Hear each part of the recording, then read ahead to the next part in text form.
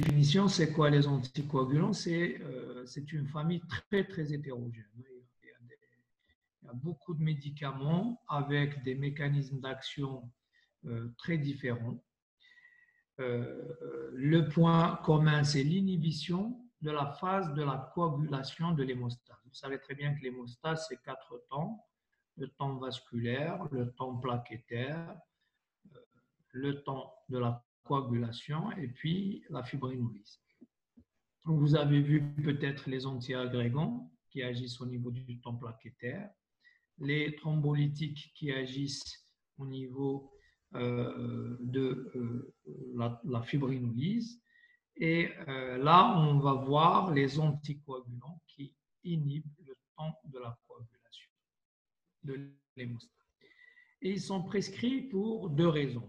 Soit il n'y a pas encore de caillots, donc on est dans une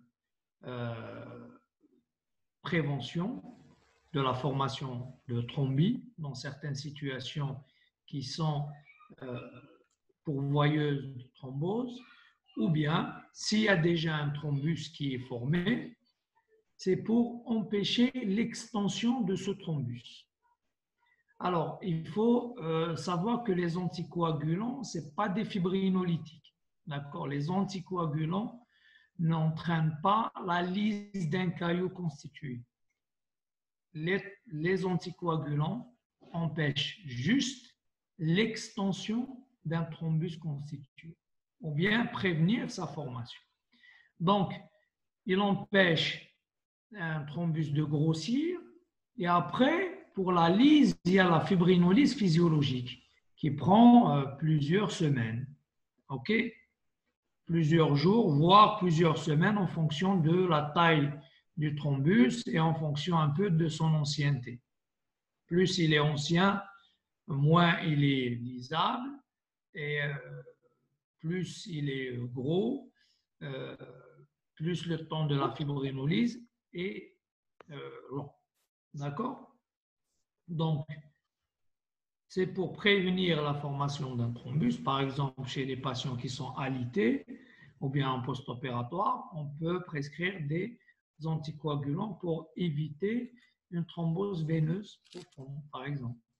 En cas de fibrillation atriale, par exemple, on peut prescrire des médicaments, des anticoagulants pour empêcher la formation de caillots au niveau de l'oreillette. Ça, c'est le volet prophylactique. Ou bien, si vous avez par exemple un syndrome coronaire aigu, ou bien une thrombose veineuse profonde qui est constituée, on prescrit des anticoagulants pour empêcher le grossissement de ce thrombus. D'accord? Ça, c'était pour la définition, un peu d'histoire pour vous situer un petit peu. Vous voyez, l'histoire des anticoagulants commence, en tout cas les anticoagulants en tant que médicaments, commence dans les années 30 avec l'avènement de l'héparine. Et puis, 10 ans après, anticoagulants par voie orale, c'est les antivitamines K. Et vous voyez, après, il y a eu, c'est passé plusieurs décennies pour qu'on puisse développer d'autres médicaments à partir des années 80. Et les derniers datent de 10 ans. C'est les anticoagulants oraux directs, qui sont des anticoagulants par voie orale. Donc, on va voir toutes ces molécules durant cette présentation.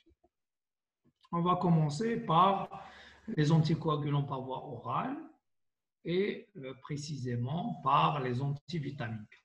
Alors, les antivitamines K, c'est des médicaments qui inhibent l'hydroxylation de la vitamine K au niveau hépatique parce que la vitamine K agit en tant que coenzyme de synthèse des facteurs de la coagulation. Ces facteurs qui dépendent de la vitamine K, c'est le facteur 2, le facteur 7, le 9 et le 10. Ça, c'est des facteurs procoagulants, 2790 pour mémoriser. Et ça stimule aussi la fabrication de protéines S et des protéines C qui sont des protéines anticoagulantes. Mais mais l'action globale, c'est une action procoagulante de la vitamine K. Parce que le 2, le 7 et le 9 et le 10 sont beaucoup plus puissants que le facteur S et le facteur C, qui sont des anticoagulants. Alors, pour que cette vitamine K soit active en tant que coenzyme, il faut qu'elle soit hydroxylée. Donc, la vitamine K, et quand elle est hydroxylée, elle va entraîner la carboxylation des facteurs de la coagulation. OK? Parce que ces facteurs, le 2, le 7, le 9 et le 10, protéine S et protéine C, il faut qu'ils soient carboxylés pour qu'ils deviennent actifs. Et c'est la vitamine K hydroxylée qui participe à cette réaction de carboxylation des facteurs de la coagulation. D'accord? Donc, les antivitamines K inhibent l'hydroxylation de la vitamine K et donc cette vitamine K devient inactive. Et si elle est inactive, il n'y aura pas de carboxylation des facteurs de la coagulation et donc il y a inhibition de la synthèse de ces facteurs. Alors, donc, on a dit que ça inhibe la synthèse des facteurs vitamino-K dépendants, dont qu'on vient de citer. Alors, la demi-vie des facteurs vitamino-K dépendants varie de 6 heures à 72 heures. Il se trouve que la protéine C et la protéine S, qui sont des facteurs plutôt anticoagulants, ont la demi-vie la plus courte. Ça veut dire quoi? Ça veut dire quand on arrête la synthèse de la protéine C et de la protéine S, de la synthèse des facteurs vitamino-K dépendants, les premiers qui vont être affectés, c'est la protéine C et la protéine S. Donc, on va avoir un effet, au début du traitement par les AVK, un effet procoagulant, puisque c'est la protéine C et la protéine S qui vont disparaître les premiers de la circulation, puisque leur demi-vie est la plus courte. Donc, effet procoagulant des antivitamines K qui sont censés être anticoagulants, mais cela au début du traitement, jusqu'à ce qu'on arrive à inhiber les autres facteurs qui sont le 2, le 7, le 9 et le 10. Voilà. Un peu de pharmacocinétique. On a deux grandes familles d'AVK. Vous avez les dérivés de l'endandione et les dérivés coumariniques. Les dérivés de l'endandione, c'est principalement la fluindione qui a une demi-vie de 30 heures à peu près et une durée d'action de 48 heures. Les dérivés coumariniques, vous avez l'acénocumarol qui est commercialisé sous le nom de Syntron, c'est celui-là qui existe en Algérie. Il y a aussi la warfarine qui est la coumadine, qui a la demi-vie plasmatique la plus longue et la durée d'action la plus longue. Alors, à chaque fois qu'on parle de pharmacocinétique, il faut en tirer un peu les conclusions, parce qu'on ne fait pas de pharmacocinétique juste pour que vous ayez des informations théoriques.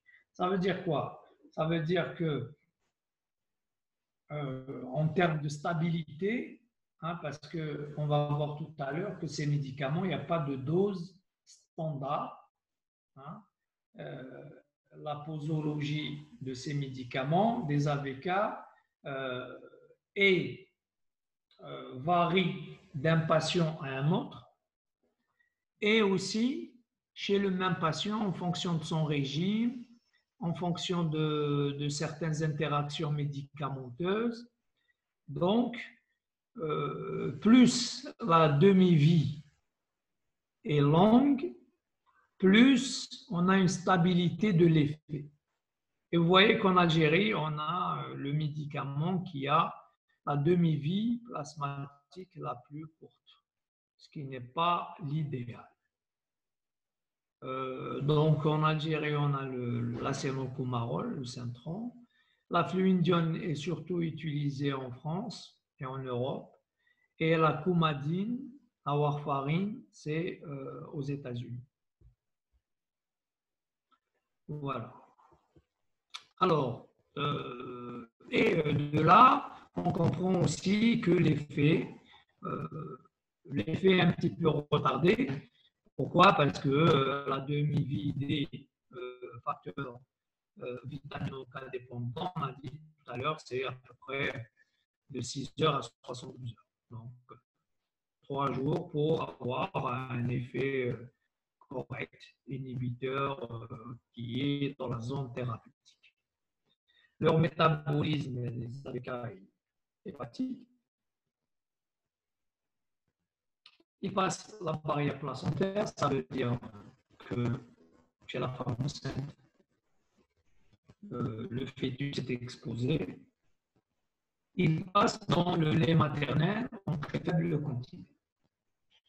Ce qui veut dire qu'on peut prescrire les AVK en cas d'allaitement. On va voir ce qui concerne la grossesse. Alors, toujours dans la pharmacocinétique, vous voyez ici, il y a plein d'interactions médicamenteuses. Donc, quand vous prescrivez quelque chose chez un patient qui est sous AVK, toujours faire attention à ce qu'il prend. Est-ce qu'il prend des AINS, est-ce qu'il prend des antipéleptiques, est-ce qu'il prend des médicaments qui ralentissent le transit, des antifongiques.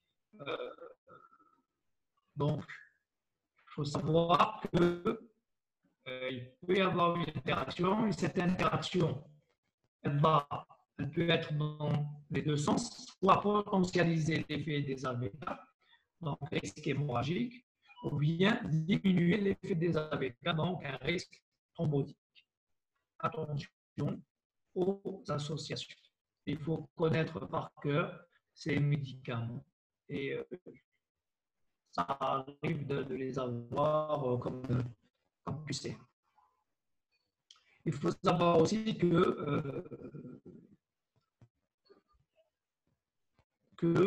faut éviter ces médicaments sauf chez un patient qui prend des AVK, sauf une nécessité. Si on a une alternative, il faut l'utiliser. Alors, indication, donc on prescrit les AVK à chaque fois qu'il y a un risque thromboembolique. Donc, soit une fibrillation atriale avec un risque thromboembolique élevé, c'est-à-dire un Chest-Vasc supérieur à 1. Vous savez très bien que durant la fibrillation atriale, l'oreillette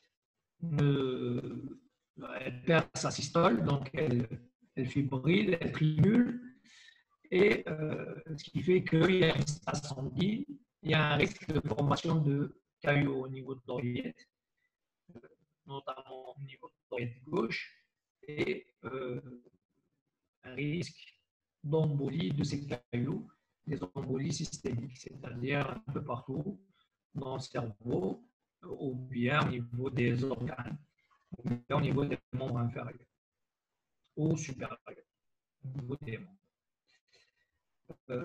Donc, est-ce qu'on prescrit les AVK chez tous les patients qui ont une fibrillation atriale? Non. Il faut sélectionner les patients qui ont un risque thromboembolique élevé. Pourquoi? Parce que c'est des médicaments qui ne sont pas anodins. C'est toujours, dans ce genre de médicaments, l'appréciation du rapport bénéfice. Docteur, on ne vous entend pas très bien. Ah bon, donc je vais essayer d'augmenter un peu le volume. OK, donc je disais que ces médicaments, ils ont un risque hémorragique. C'est pour ça qu'il ne faut pas les utiliser à tort et à travers.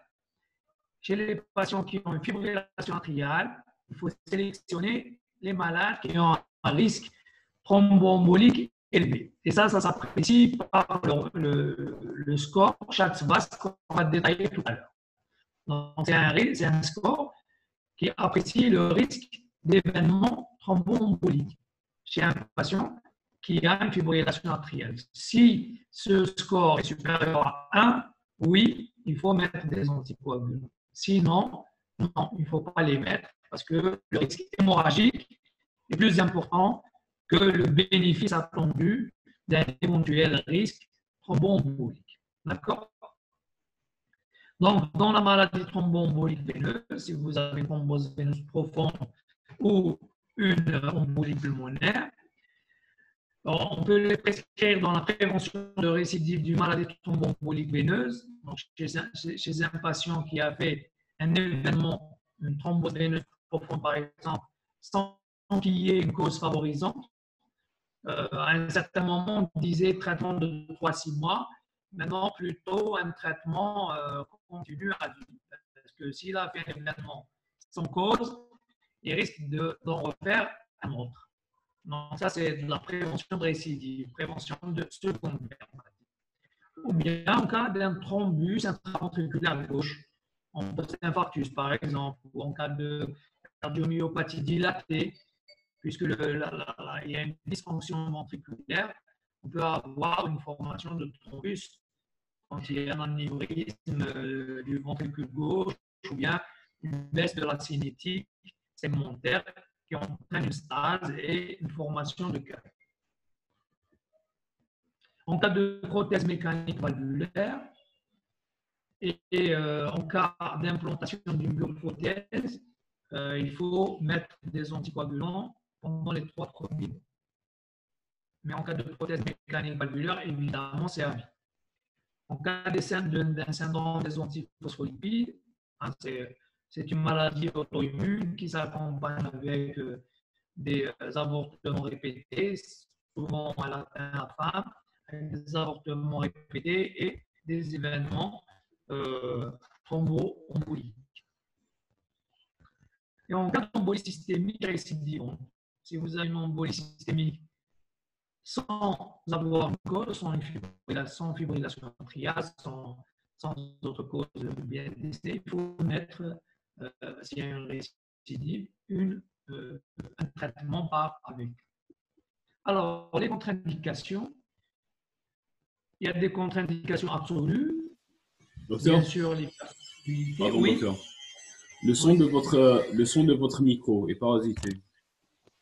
Il est parasité. Oui, on entend des bruits avec. Ben, il n'y a pas, je ne sais pas, il n'y a pas de bruit de fond. Hein. Là, ça, Oui.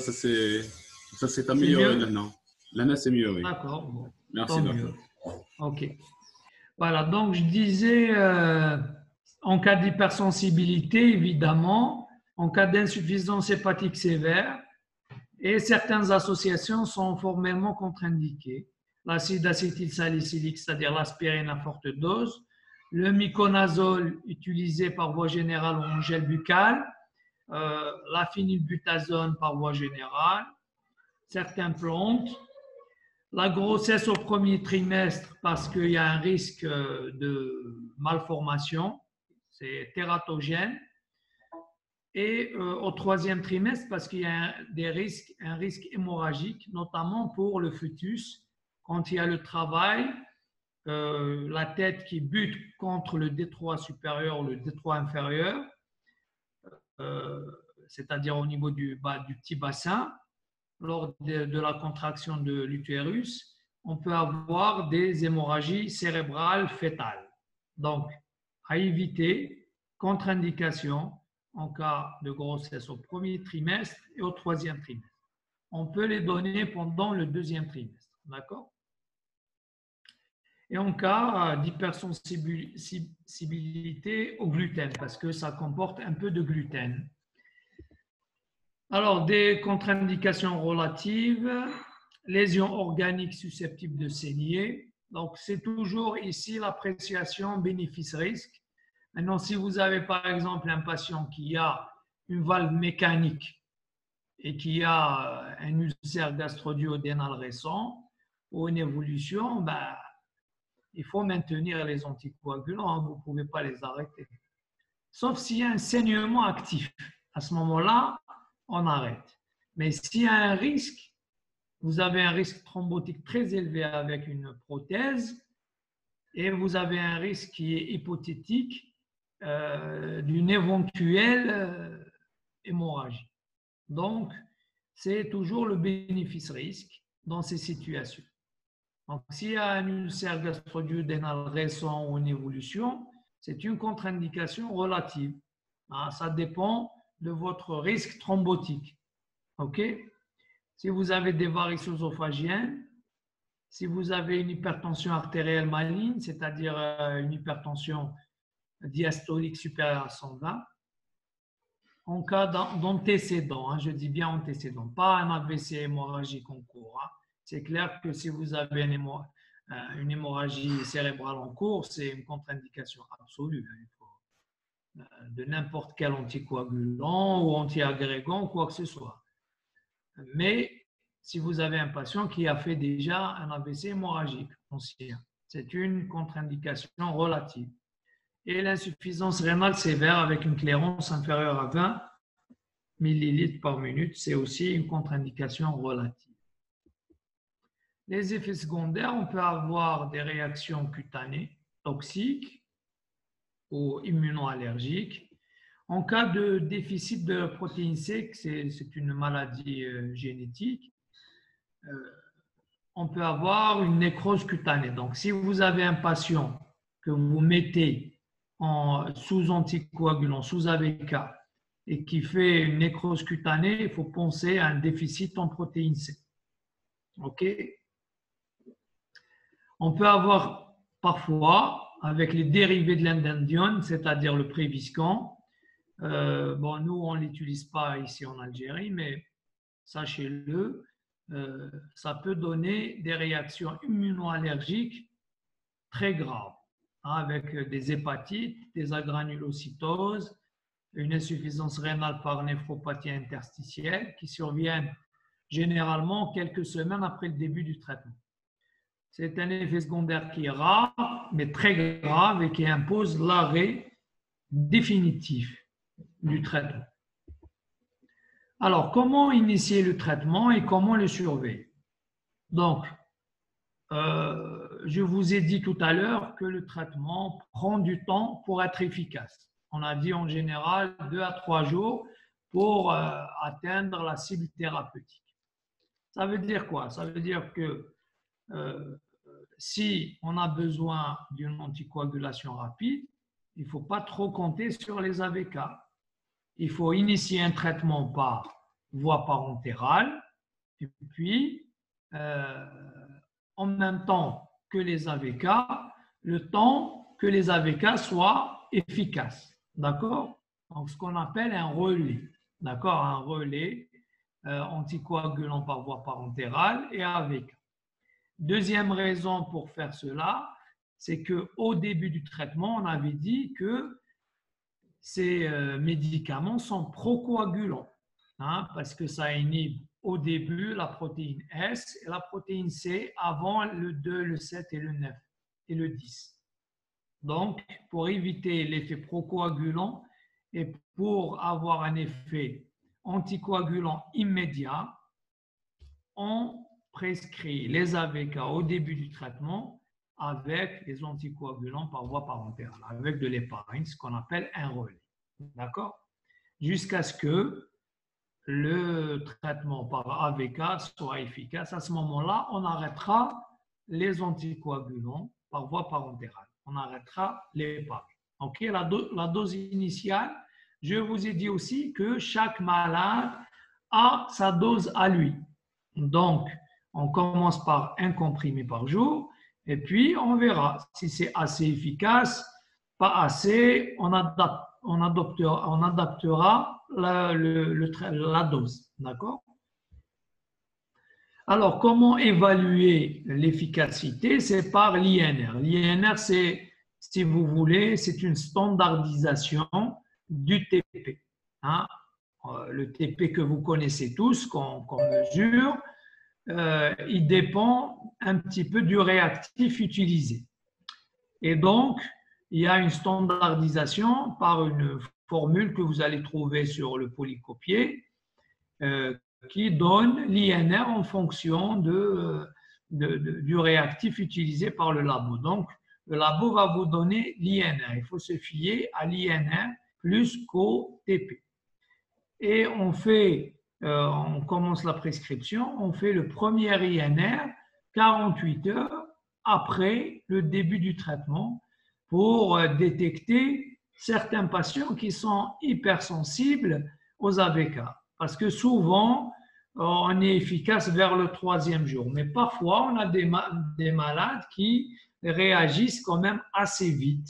Hein? Donc, on fait à 48 heures le premier INR.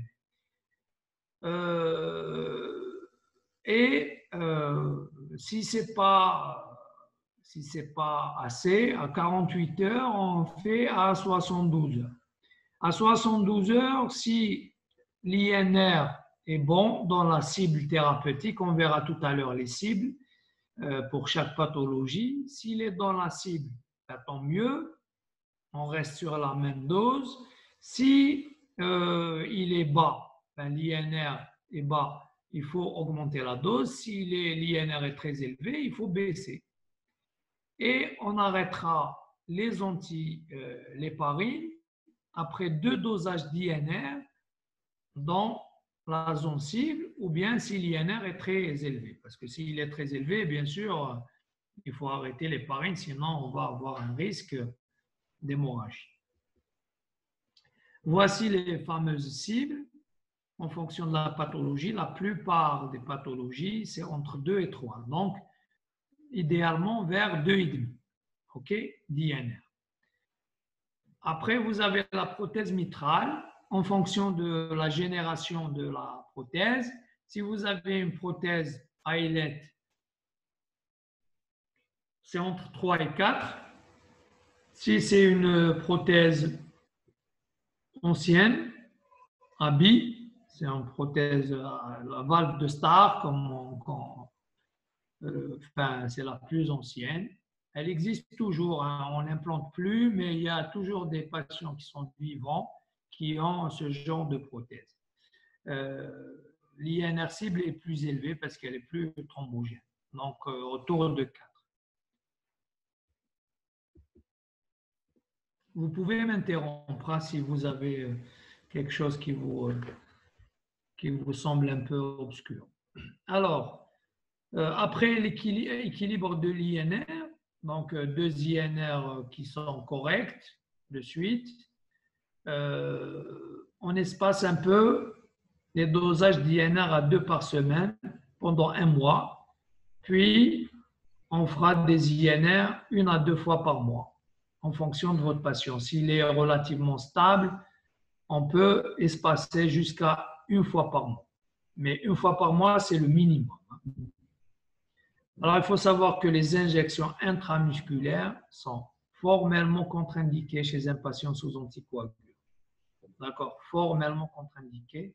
Il y a un risque d'hématome musculaire qui peut être grave, qui peut nécessiter une intervention chirurgicale pour drainer l'hématome.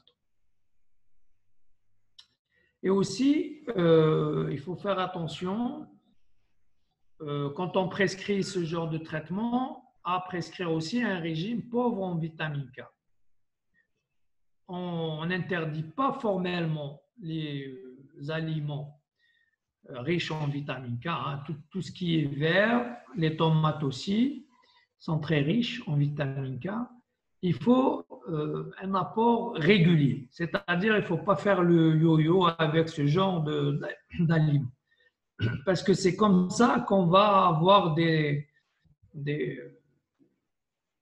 ascensions d'INR ou des baisses d'INR en fonction du régime. Si on apporte à chaque fois une dose équivalente de vitamine K par l'alimentation, on va être stable en termes d'INR. Si parfois on mange beaucoup et parfois on ne mange rien, en termes d'apport en vitamine K, on va avoir l'INR va faire le yo-yo et c'est dangereux. Que ce soit sur le plan du risque hémorragique, parce que si l'INR augmente beaucoup, il y a un risque hémorragique. S'il baisse beaucoup, il y a un risque thrombotique. Il faut aussi faire attention, avant de les prescrire, de prescrire des anticoagulants, faire attention au risque de chute. Souvent, des malades qui ont une fibrillation atriale, par exemple, c'est souvent des sujets âgés. S'ils sont sujets à des chutes répétées, il faut rediscuter l'indication parce qu'il peut y avoir un risque de chute avec des hématomes cérébrales et donc c'est très risqué. Et aussi pour les sportifs par exemple, et aussi les patients qui ont des troubles mnésiques, les sujets âgés, ils risquent d'oublier s'ils ont pris, ils n'ont pas pris, parfois ils doublent la dose, parfois ils ne prennent pas du tout. Donc, soit faire le système de pilulier ou bien une assistance par la famille ou personne tierce. Alors, en cas asymptomatique, en tant que médecin généraliste, vous allez être amené à avoir des bilans à corriger, les INR des patients qui sont sous anticoagulants, sous AVK. Donc, il faut savoir ce qu'il faut faire. Donc, si un surdosage asymptomatique, c'est-à-dire le patient ne saigne pas, juste il a fait en routine son INR et il trouve par exemple son INR. Vous avez ce tableau qui va vous dire ce qu'il faut faire en fonction de la cible INR et en fonction de votre INR. Si votre INR par exemple est à 7 et que votre cible est à 2,5, il faut bien sûr arrêter le traitement et il faut prescrire de la vitamine K, 1 à 2 mg de vitamine K par voie orale. OK? Et répéter l'INR dans 3 heures et voir si l'INR baisse à ce moment-là. Excusez-moi, docteur, de vous couper. Oui. Vous couper la parole. La réunion va bientôt se terminer. On va bientôt arriver à terme des 40 minutes. Donc, ça va se couper. Il serait préférable d'arrêter ici et de reprendre une nouvelle réunion pour avoir 40 autres minutes. Il suffit de se reconnecter dans le lien. OK, je vais arrêter. D'accord, merci. OK.